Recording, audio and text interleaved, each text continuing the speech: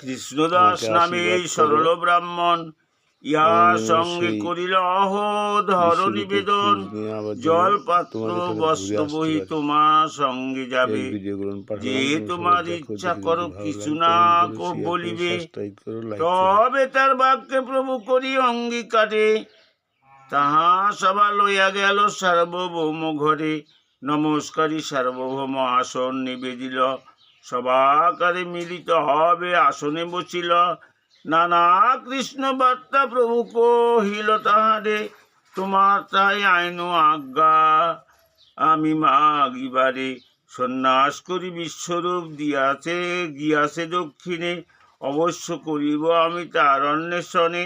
আজ্ঞা দেহ অবশ্য আমি দক্ষিণে চলিব, তোমার আজ্ঞাতে শুভে নেউটি আসিব। তুমি যদি আমাকে আশীর্বাদ করে দাও, আমি আবার তোমার আজ্ঞা বলে ফিরে আসবো।